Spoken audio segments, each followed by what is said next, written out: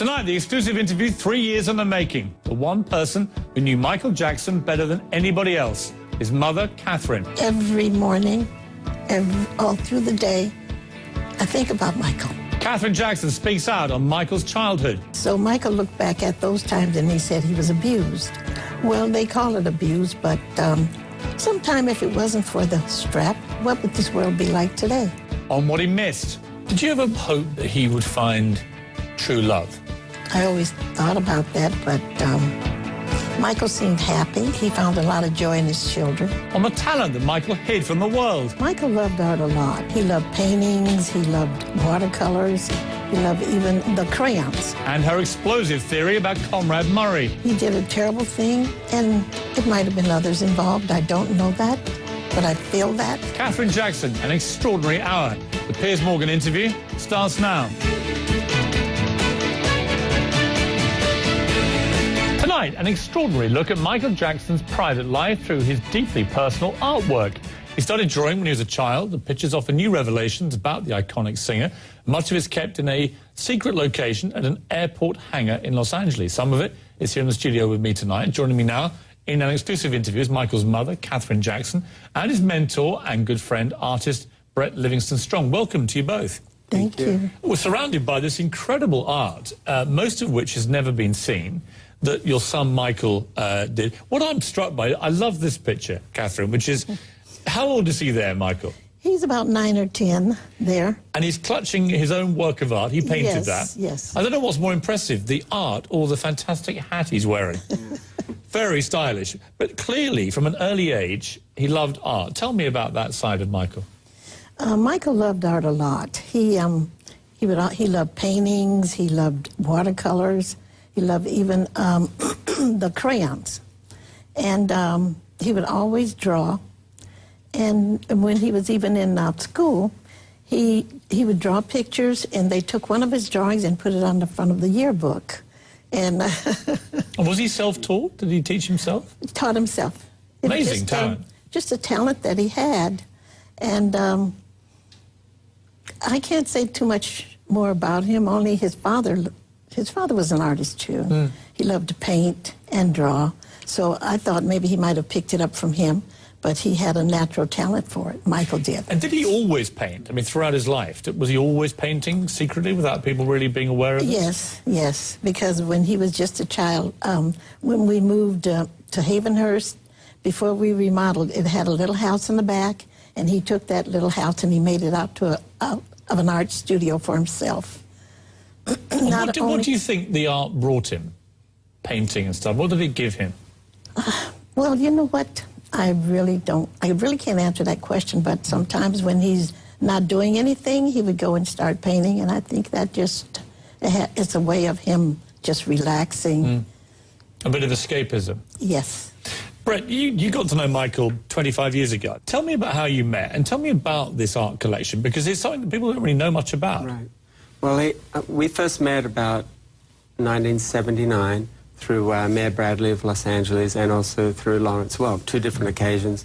And the first time that I had a chance to talk to Michael, he says, "Now, you're a sculptor?" And I said, "Yes, what type of sculptor?" And I said, "I build monuments." And he goes, "Wow, I've never met a monument builder before." And I said to him, thinking, well, I know who Michael is, but I said, "Well, what do you do, Michael?" And he says, "Oh, I love life." And I always remember that. He said, "I love life." And I said, "Wow, that's a great job. I love life too." And he says, "I'm an artist too, and I like to draw things that inspire my life." And this collection, how many pieces are there in it? Well, we have 98 pieces. Other people have some, and there's about 20 of those pieces are drawn. He did artwork on the other side. Mm. I made the paper for Michael in the 1980s, special paper. So if anybody got it, they couldn't, counterfeit it. And so he ran out of the paper. That's why he started doing artwork on the reverse side. Some of the pieces here, the Martin Luther King picture, Abraham Lincoln, apparently he painted drew a lot of former presidents. Well, he loved to do that. He loved Abraham Lincoln. He loved freedom. He loved the whole aspect of people being free, artists being able to create beautiful things, to inspire people like he wanted to, create his music. And Catherine, he had a strange obsession with the number 7 and Yes. with chairs. Now, tell me why those two things recur in the pictures all the time. Well, Michael was the 7th child. His name had 7 letters in it. He would always talk about that. And 7, the number 7 it means completeness. And in the Bible it tells us. So It was like a lucky number for him. for him. And what about the chairs? Why did he like drawing or painting chairs? He just had an obsession of chairs. The chairs that not just a plain chair, but chairs that you see had a lot of art in it, a lot of curves, a lot of other things like that, and he would draw. There's one very prophetic picture, which is of a little boy sitting on his own in a corner. And we're just seeing it now on screen. What's so poignant is that Michael had written next to this, in his own handwriting, "Before you judge me, try hard to love me, look within your heart, then ask, have you seen my childhood?" What do you think he meant by that, Catherine? You know what? I couldn't tell you, but that is the picture. I have one, too, like that. Are they showing it on? Yes. We're looking at it now, yeah. And it's, Yes. it's a very, the boy looks, I guess... He looks sad, and he looks... I think it's because Michael always said he missed most of his childhood. Yeah. And he loved to run and play. He loved children. And I think this is what this picture stands for. I've interviewed a lot of people about Michael. Many of your family, your children. I've interviewed Janet, LaToya, Jermaine. Also the same thing, that Michael was such a happy child. He loved just playing pranks on people and all that kind of thing. Do you ever feel a regret as his mother that he did lose the childhood, really, to superstardom? I mean, if you had your time again, would you want the kids, especially Michael, to go into that crazy world? Well, to a certain extent. None of my children really was just loose. Because my husband was sort of, I should say, very strict about things like that. Because where we came from, there was a lot of crime. And we cared about our children. We didn't want them out there in the street running around, breaking in cars and doing like most of the children did back then. And we did things with them in the house, and that's when they started singing. But as far as having a good time and all, they were in the Little League and things like that. And then they learned to play the music. And Michael always said he didn't have a childhood, but he enjoyed what he was doing. I think that's true, isn't it? I mean, you talked about his father being tough with them. Was he too tough or not, do you think? Did he have to be that tough? I didn't think he was too tough, but back in those days, everybody raised their children about the same. If you did something wrong, it was terribly wrong, you got a scolding for it, and you also got a licking, as they called it. But today you can't do that. So Michael looked back at those times and he said he was abused. Well, they call it abuse, but sometime if it wasn't for the strap, what would this world be like today? Do you think that the world has gone a bit soft in terms of I think discipline? they've gone a bit too soft. I really do. And then they have too much things out there for our children to do. And they're too open with a lot of things, so things that we weren't open years ago about. And I just feel bad because I know that the world is, I think it's doomed. Do you? The Bible tells us the world will be destroyed, so I think. I mean, when you look at America, modern America now, where do you think people are going wrong, especially in bringing up children? Well, I think society sometimes is the fault of it because they tell the children to call 911, and in some cases, maybe they need to do that.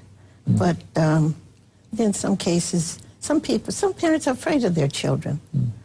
And some children tell their parents, well, if you do this to me, I'm going to call 911 or I'm going to call the police or whatever the children can. What are the parents to do? Well, it's interesting, when I talk to your children, all of them have said at various stages of their lives, well, we had these really tough upbringing and our father was really strict, but they've all, as they've got older and in some cases had their own kids, they've begun to realize that maybe it was the kind of tough love that they needed. It's been interesting for me to talk to them now they're a bit older. Mm-hmm. It must be, for you, it must be an interesting experience too, to hear their views change as they get older. They do. Children change. For instance, Tito, he was one of them that said, excuse me, that said, I'm going to raise my children just like, they call their father Joseph, just like Joseph raised me. Because he always said, my children don't get in trouble or anything like that. All these terrible things they laid on Michael, he didn't do these things.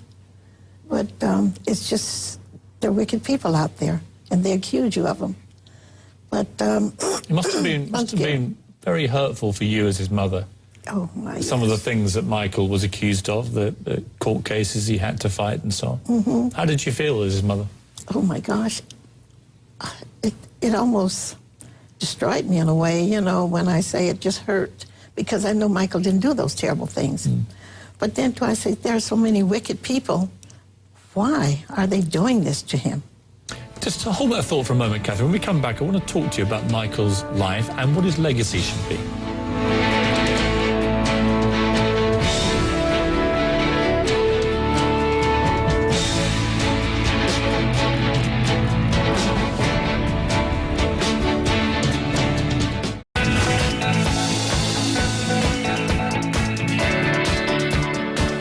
I'm back now with Michael Jackson's mother, Katherine, and his longtime friend, Brett-Livingstone. Did you ever try and advise Michael that his own behaviour, you know, I interviewed Michael a few years ago, and he had a very childlike quality to him. But did you ever feel concerned that he was allowing himself to get put into positions, you know, when he had all these young boys come round to stay and so on? Did you ever say as his mother, Michael, I think you should be careful here. The rest of the world may not see this in the innocent way that you do. I've talked to him about it. I never told him to stop you having children around, but he did stop having a lot. Most of the children that were around Michael was his own relatives. And I can remember that my sister-in-law, she walked into the store and she saw this, one of these tabloids. And they had something ugly to say in the headlines. And she just went berserk. She said, those are my grandchildren. They're Michael's cousins. Why are they saying this about him? Do you think all the accusations, the allegations, the trials that he had to go through, do you think it all contributed in the end to his physical condition and his early death? I mean, do you think that all the drugs he was taking for the anxiety, for the lack of sleep, the painkillers and so on, was it all connected, do you think, in the end, to the pressure that he felt and the tension and the stress? You know what? I think a lot of that was exaggerated about the different things that he was taking. Because I've been to my son's house unannounced, and I've been there announced. I have never seen him in that way. I know he was taking painkillers because he got burnt on top of his head. Very painful. But all this other stuff they added to it, I don't know if that was the truth or not, but I don't think that had anything to do with the way he died. What do you think, as his mother, caused his death? I don't know. All I know is they used propofol, and they shouldn't have used it, and they used it in the wrong setting. That's all I know, and that's what causes death. What are your feelings towards Dr. Conrad Murray? Do you blame him?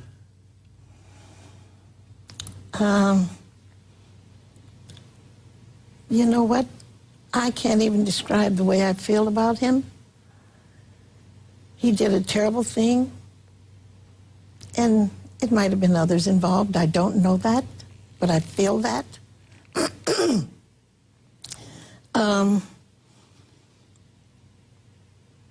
know what? I'd rather not answer that question. The only thing he did for a person's life, 4 years in jail is not enough. I'll never see my son again, but he can get out and he'll enjoy his children. But Michael trusted him. yes, he did. He did. He trusted. He trusted a lot of people. He trusted everybody. Did you meet Conrad Murray? Never met him. still to this day, I have never met him. Has he ever tried to contact you? I don't think so. He's ever written to you or anything? No. I mean, it was a devastatingly awful thing to happen. You lose this son of yours. He's just 50 years old. I mean, it's half a life, really. Yes. Will you ever get over this, Katherine, do you think? Never. Every morning, all through the day, I think about Michael. If I wake up through the night, my mind is there. But what do you think when you think of him? I just miss him. But being a Christian and believing in the resurrection, I feel that I'll see him again.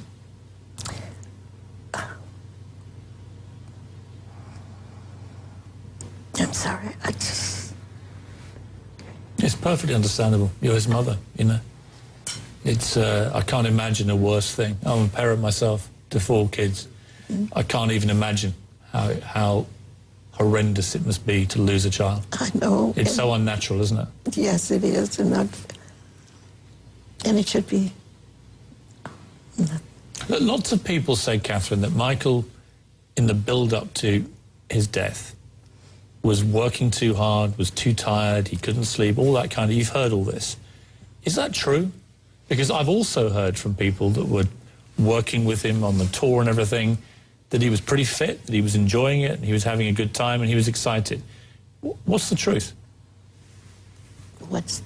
Excuse me, How did you think he was in the build-up to his death, physically?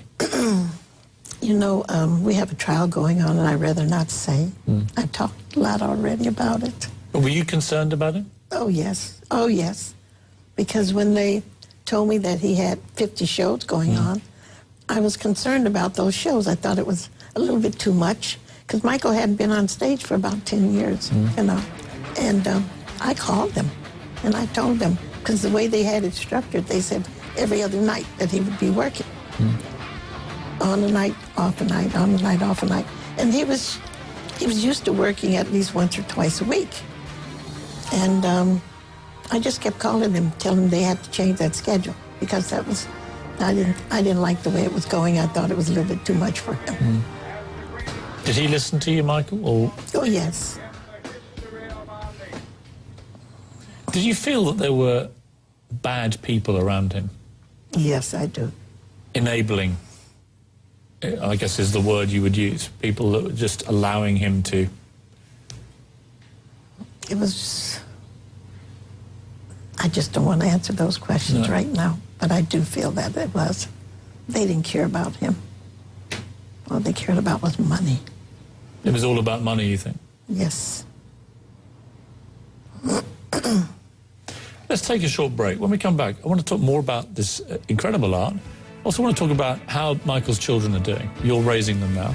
Yes. I think people are fascinated by that and how they're getting on. They seem to be getting on great, which is good news. Yeah, they are. We'll come back in a moment. Okay.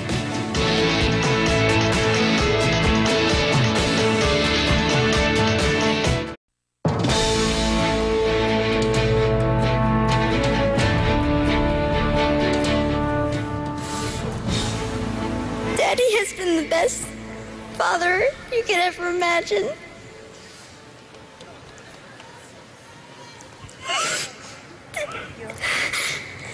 And I just wanted to say I love him. I love him so much. The heartbreaking scenes at Michael Jackson's memorial service there with Paris Jackson, his daughter. A moment many will never forget. I'm back from an exclusive interview with Michael Jackson's mother, Katherine Jackson, and his art mentor, Brett-Livingstone Strong. Incredibly painful for those poor kids, particularly in public like that. You've now taken them into your home. You're bringing up Michael's children. Yes. How are they getting on? They're getting on very well. They seem, I mean, to be doing remarkably well. They also seem to have, between them, all his kind of zest for life, his talent, his confidence in public, all those things. It's extraordinary to watch. It must be for you too. It must be like They almost are. reliving Michael. They're in school. And the two oldest children go to private school. The youngest doesn't want to leave home yet, so we have a teacher there for him. Excuse me. In school, and the oldest Prince, the oldest boy, is such a great student. Is he? His grades are so good. They're A+. And do you see the spirit of Michael in them? yes, I do. I do. How would you feel if they want to go? I mean, Paris has already started down this road. If they want to go into show business. Yes, Paris does. Do you feel pleased about that or concerned? Well, I'm pleased and I'm concerned at the same time because I don't think that Michael would wanted her to be out there this soon. But she wanted it so badly, and she kept saying, "Please, Grandma, I want this," you know. And so it was something she really wanted, so I just gave in and said, "Okay." And how good is she? I mean, how talented are She's these? very good. She was showing me. I said, "Well, how do you know you can act? You haven't had acting." So I started sending her to acting, you know, after that. But before then, she said, just try me. Just try me." She said, and she said, "I can cry on cue." And she showed me how she can cry. And then we... Amazing. yes, That's not easy. She's very good. She is good. How do you think they have coped with losing their father? You know, I don't think that they act like normal children. They play, they have a good time, but I don't think they'll ever forget. I don't think so. But they're doing quite well. Very well. Brett, Yes. come back to you and Michael, because you knew him extremely well. Yes. Very heartrending talking to Katherine about a lot of this stuff. Yes. Can't get a more powerful voice, really, No. than Michael's mother. Does this resonate with you? I mean, what was your feeling about Michael in the build-up to his death? Were you concerned about him as a friend? Well, his enthusiasm to succeed brought all this strength out in him, and he just wanted to create more, and he wanted to be in front of his fans again, you know, and he was enthusiastic. Were you concerned as a friend of his about what was possibly going on? Well, during the time that he was pretty much studying to do these concerts, I had very little contact with him. So, but the contact that I did have, he's upbeat, enthusiastic, and he would call me early hours of the morning and leave me some fantastic messages. So I never knew that he had any problem, but I do know that over the years that, you know, he would trust people and he would not do any due diligence, or sometimes his inner feelings he wouldn't listen to them. And I think he had a lot of trust that he should have questioned. You also said an interesting thing to me in the break about Michael's relationship with his father. Yes, he loved his father, and I think a lot of the publicity that's come out that his father, you know, may have been harsh on him, you know, I think people should know that he respected his father. He thought his father was fantastic, that, you know, gave him and his brothers and sisters a wonderful future, and he respected them. His father turned up at all those terrible trials that he had to go through. He was always supportive of him, you know, but yeah, he loved him. Katherine, what would you like Michael's legacy to be? I know he'll be remembered as the artist he was, but a lot of people misunderstood him. They didn't know Michael loved life, he loved people, and he gave so much to charity, and he always loved to give to the people that didn't have, even since he was a little kid, about 6 or 7 years old. As I always tell the story about, he was laying on the floor watching TV, and remember when these little black kids had the big stomachs and flies flying all around them and their mouths and all, and he would start crying. And he was telling me, he said, Mommy, one day I'm going to do something about this. You mean the scenes from Ethiopia and places in Africa? Yeah, and the African with the starving kids. young children. With starving young children with the big bellies from and and he's always been giving to charities and things like that. And he gave more than people knew. What do you think is the biggest misconception about Michael for people who didn't know him? The things that were coming out, the things that media, and you know, most people believe what they hear and what they read, and these were all terrible lies. Like what? Like what? And like they were saying, he was molesting young boys and other things that he was doing, that he might have been on painkillers, things like that. But as far as them trying to make him out to be a terrible person, he was not that. Let's just take a quick break and we'll come back and talk about this a little further in just a few minutes.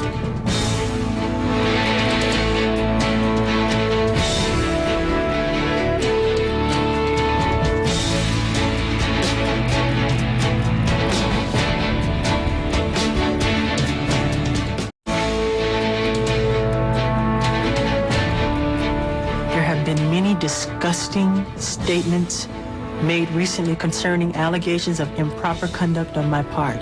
I ask all of you to wait and hear the truth before you label or condemn me. Don't treat me like a criminal, because I am innocent. And I mean, you're his mother. You would know Michael better than most people. Do you think it is even remotely possible that he could have done anything inappropriate with a young boy? No way. No way could Michael have done that. He would always tell me that the things that he loved the most was children. He would rather slit his own wrist than to hurt a child. And we would sit and talk about that. And he said people want to make out for me to be this terrible person. He was misinterpreted by people who may have been jealous of his success, but also he loved animals, he loved nature, and children had a special feeling in his heart, and it was an inspiration for him. I mean, Michael, you know, he was unconventional. I mean, he never really grew up, even though he was a fantastic businessman and incredibly successful. You always got the feeling that he wanted to be within a kind of childlike world. It was like a security blanket for him in many ways. Is that how you felt? You know, Michael, he was one of my younger children, and his brothers had children, so he grew up also with them. And he just grew up playing all the time. He grew into an adult, and the kids would come over and he'd still play hide and go seek with them and everything. So, and he did Neverland. He did it for children. And also, I imagine he did it for himself because he didn't get a chance to go to those theme parks like other children did. And he would have busloads of children, school classes, children that, even in his theater, he had 2 beds, 2 hospital beds, and he would have the sick children to come and watch movies and rides and things like that. And the children that was bedridden, he made sure that he had a place for them, you know, so they can see the movies or you know, have shows on the stage and all of that. So, how did you feel about the extraordinary level of fame that Michael had? Because he was the most famous person on the planet for years. Did that scare you, that level of fame? no, not really. I was like Michael. I guess he didn't act like it. He didn't act like he was the most famous person in the world. He didn't act like, he was just a down-to-earth person. He's very, very mild-tempered. How often would you talk to him? I talk to him at least twice a month, and sometimes more. Did you feel you had a very close relationship? Yes. Do you feel he confided in you? Yes, he did. Did you ever hope that he would find true love? You know, I always thought about that, but Michael seemed happy, so I wasn't too worried about it. And when he found a lot of joy in his children, and in his some of his nephews and nieces that he was very close to. I mean, the thing I think that it should always be reminded, I think, when we talk about Michael, is just his unbelievable talent. I mean, I had never seen a more talented entertainer. The singing, the dancing, the showmanship. You know, I was telling you before we started about this show I saw in Paris when, you know, he did the stunt at the end and the space guy flies out of the stadium, you know, and it's just so crazy and it was so brilliantly done. You really thought Michael had done this. And it was at the end of a spellbinding concert, the like of which I've never seen before or since. I mean, he was a unique talent, wasn't he? One of the greatest talents ever in entertainment.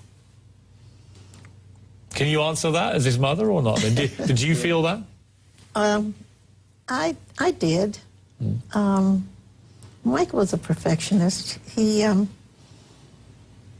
whatever he did, he wanted to be the best.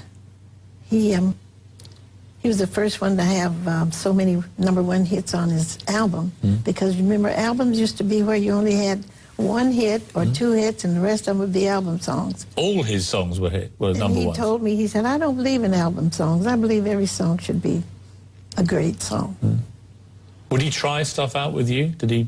Yes, he played most of the things that he had. He played for me. And if you said, Michael, I don't really like that one, would he drop it? Yes.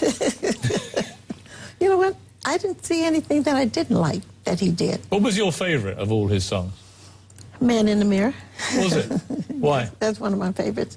And I like the Earth song. And why Man in the Mirror? Well, it was a message, a great message. A lot of his songs had messages, but I think this was the best of all. Was Michael happy in the end, do you think? I felt he was happy. I could never, and I always talked to the girl that was the kid's nanny, Grace, and she always said that I always say, was Michael happy? Because they were accusing him of all these things, and she would always say, Michael had good times. We had good times together. Me and the kids and Michael, we would play. You know, Michael liked to run and play on the beach or whatever. And she assured me that, you know, despite everything, he managed to have a lot of happy times. That's good to hear, isn't it? Yes, it's good to hear, but when you know you're not guilty of anything, but if he thought, you know what, if he was guilty of these things they was accusing him, he could never smile again, I imagine, because look at that. And they put it in the papers, and, well, they had the trials. And this, the first kid that accused him of child molestation, because his father made him do it. He even told Michael's father made him do it. I don't know if many people know, but after Michael died, I think his name's Jordan. Geordie Chandler, yeah. Yeah, Jordan. He came out and he said he wished that he could have told Michael before he passed, let him know that he had come into the public and admitted he never touched him. And how did that make you feel?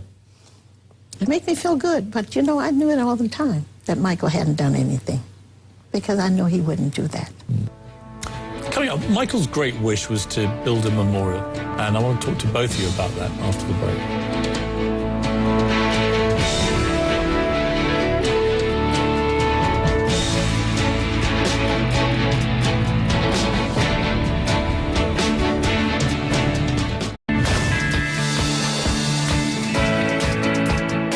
Now, Michael Jackson's mother, Katherine, and his longtime friend, Brett-Livingstone.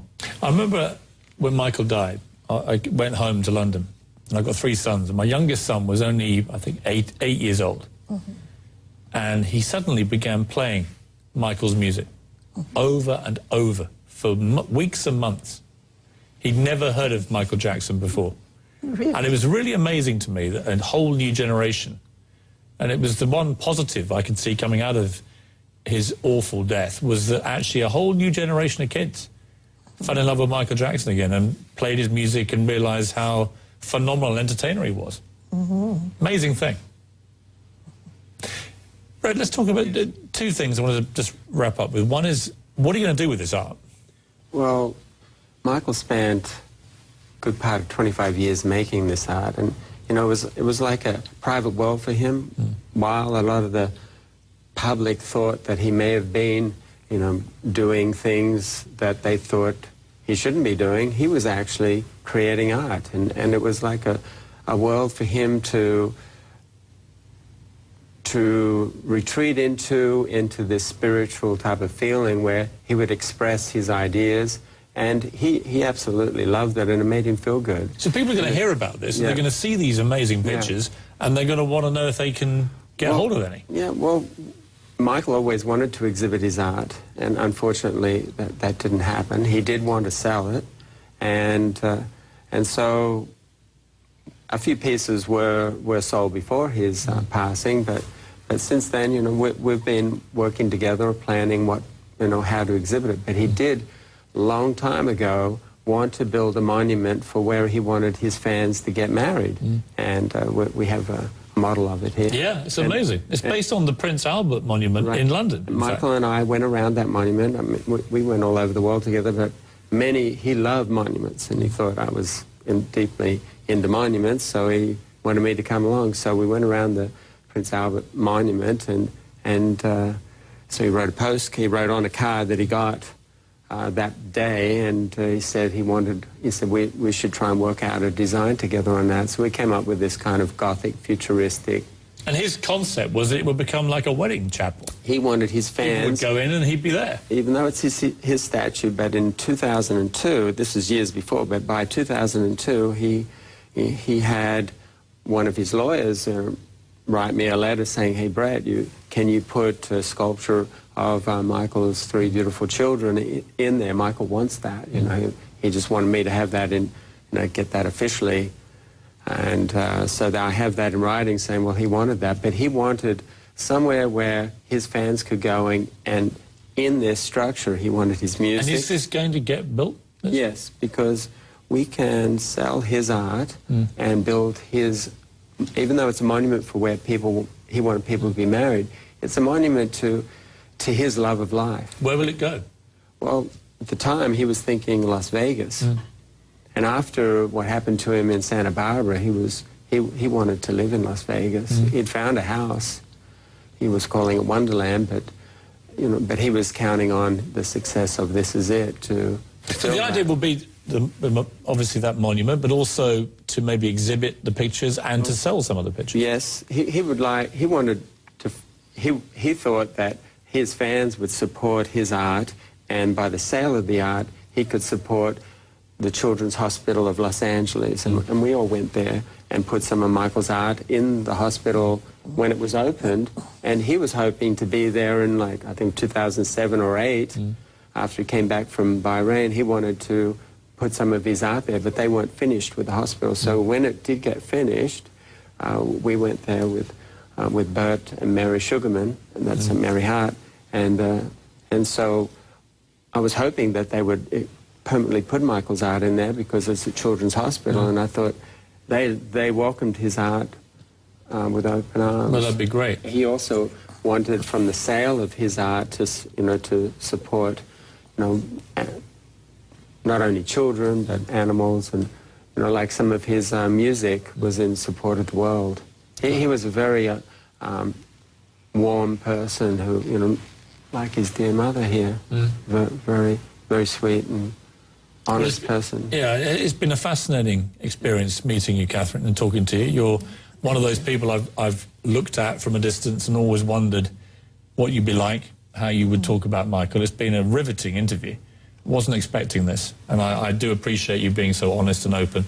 And I think a lot of his fans will too, because you've certainly given them an extraordinary insight into your son and what he was like. And good luck with raising his kids, because I can't think of a more valuable testimony, I guess, to his life, than that those kids get the best chance in life to live up to him. Thank you for having me here. It's been a real pleasure. Thank you. Very nice to meet you. Thank you. Nice meeting you also. Nice to meet you too, Brett. Thank you very much. An extraordinary interview. Katherine Jackson and Brett-Livingstone Strong. Coming up, only in America. This is a very interesting piece because Michael wrote this quote about Michelangelo. He loved Michelangelo's work, and he often wrote these little notes, and so here he is quoting Michelangelo. A rare look inside the private world of Michael Jackson, an exclusive tour of the secret location full of hundreds of millions of dollars worth of art that Michael created.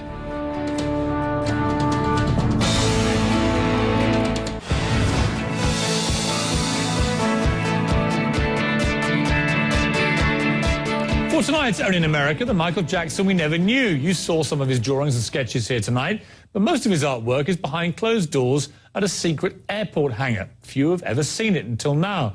This is Michael's private world of paintings and portraits. We were given rare and extraordinary access inside that hangar.